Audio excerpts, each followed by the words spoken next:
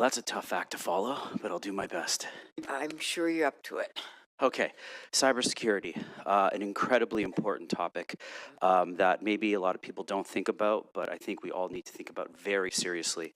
As we all know, we are living in a very complex international threat environment. There are online threats that are coming from various places around the globe, and they are looking to attack city infrastructure.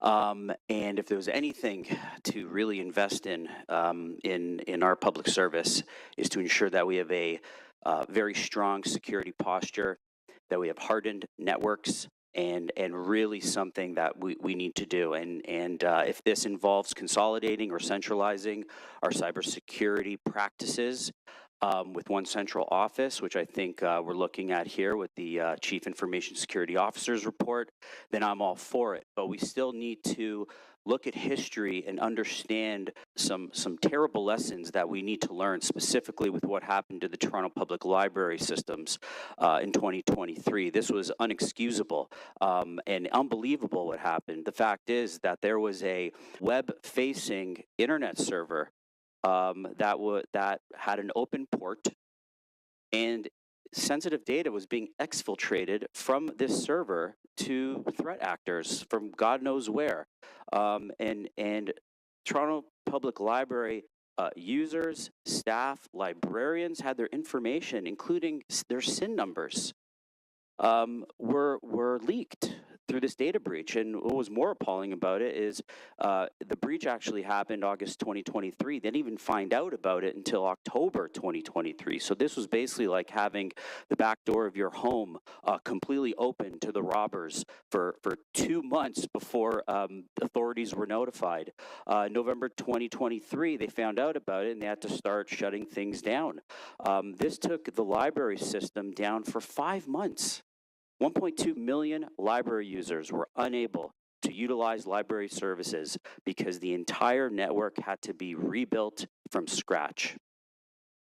Now, obviously, it was a ransomware attack, and maybe they were asking for an egregious amount of money. Now, of course, you don't negotiate with terrorists, and so I'm glad we didn't pay whatever the ransom was. But this was a devastating, devastating attack on the Toronto Public Library service, which needs to be a huge lesson learned. And, you know, I don't know if we've done an adequate postmortem on what happened with the TPL ransomware attack. And it's concerning. It's very concerning because that exploit that they found, this vulnerability that they exploited, from what I gathered, was just a basic open port. Like, this is security 101.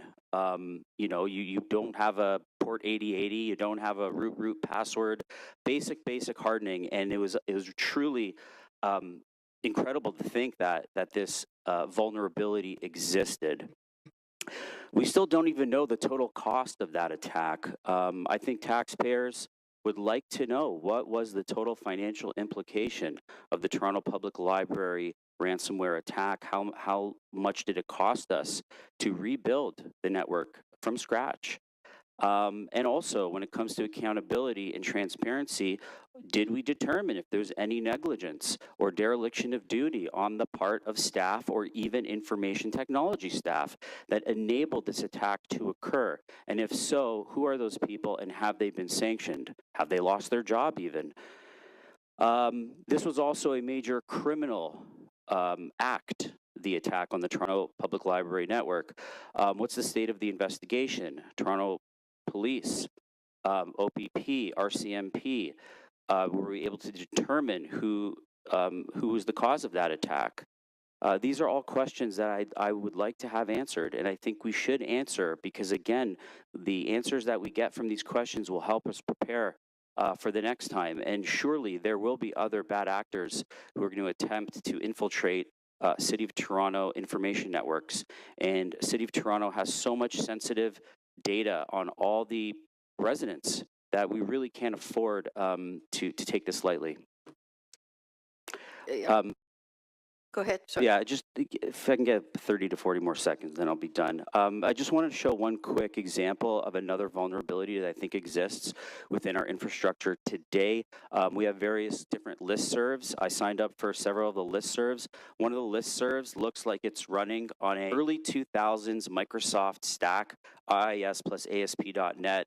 This is very antiquated. You can tell by the UI that this is a really antiquated Windows server with old HTML and CSS, and this concerns me because this, again, could represent an opportunity for a bad actor to try to infiltrate the City of Toronto network. So I just bring all this to everybody's attention that we really need to take cybersecurity super, super important, learn lessons from the past, and make sure what happened with the TPL never happens again. Thank you. Well said. Thank you. Yeah, that inconvenienced a lot of people.